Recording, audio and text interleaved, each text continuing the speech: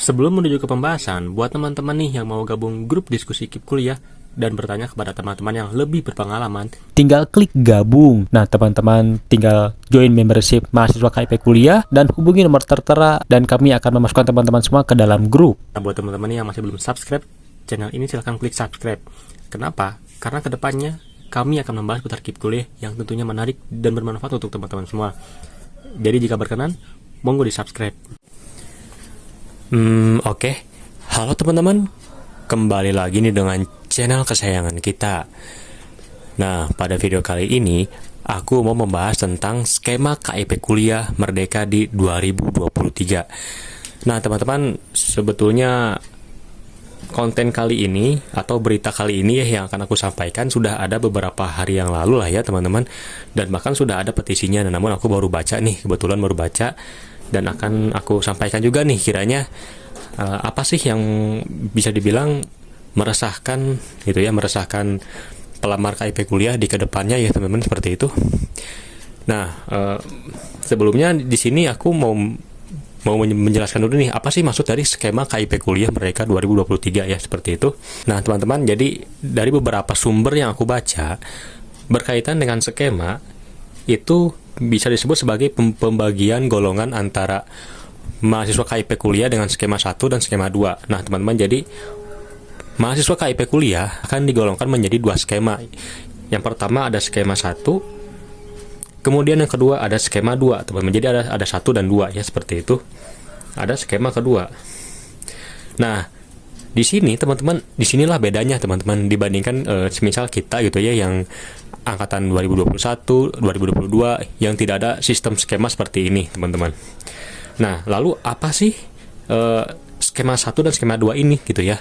Oke, aku jelaskan ya teman-teman. Jadi kalau teman-teman masih mengingat gitu ya, atau teman-teman yang sekarang angkatan 22 mungkin yang mau berkuliah gitu ya, teman-teman pastinya mendapatkan biaya hidup kan, biaya hidup gitu ya, gimana ya, biaya hidup.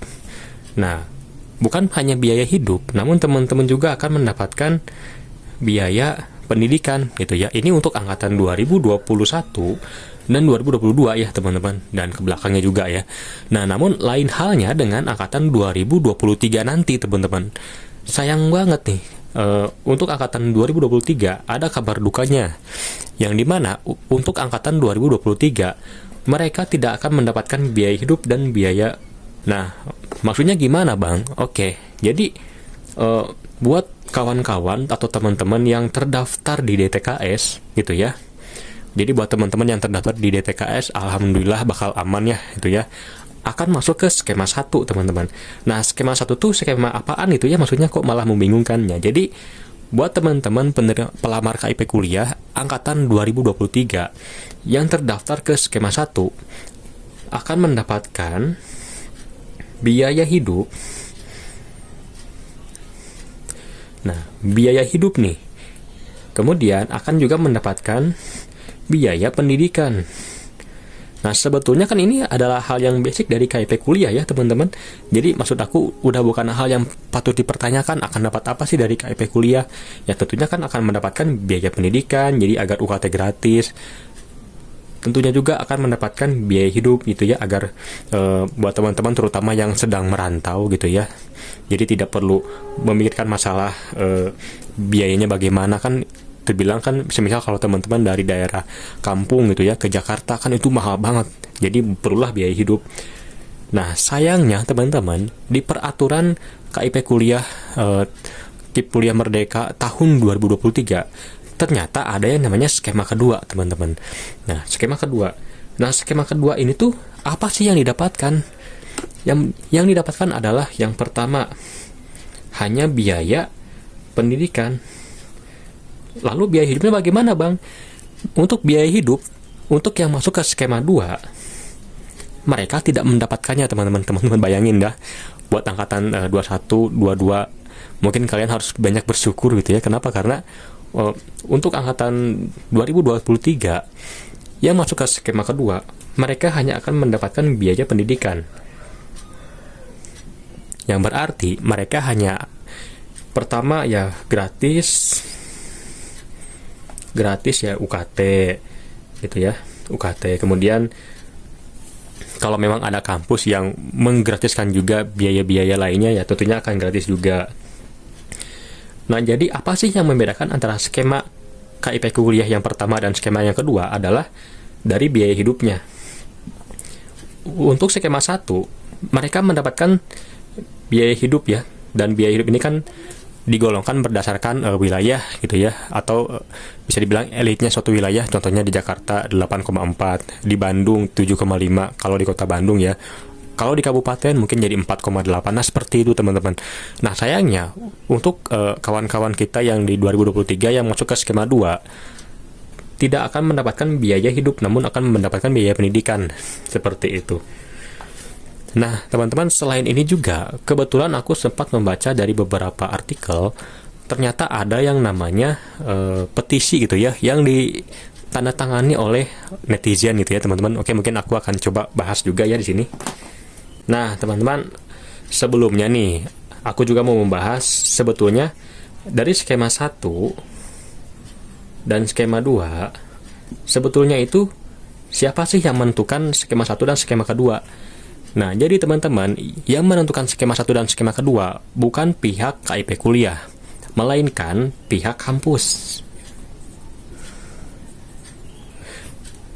Jadi pihak kampus lah yang akan menyeleksi teman-teman semua apakah di skema 1 atau skema 2, seperti itu teman-teman.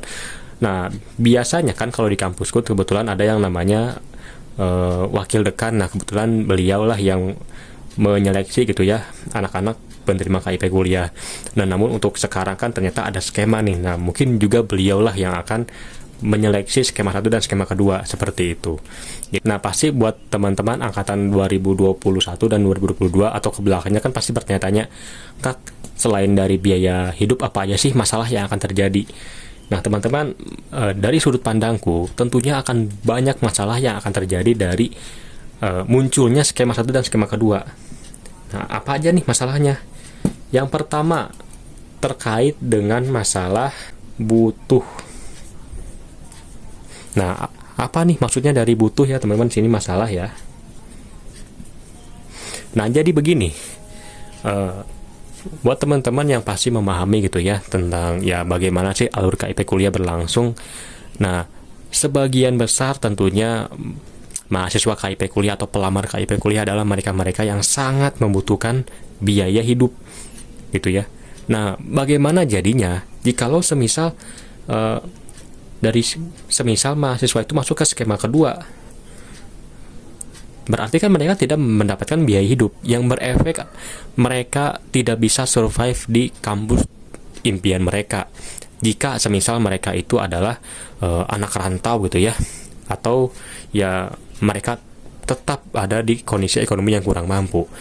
Nah, jadi disinilah mereka sebetulnya membutuhkan banget yang namanya biaya hidup. Namun sayangnya di skema 2 mereka tidak mendapatkan biaya hidup.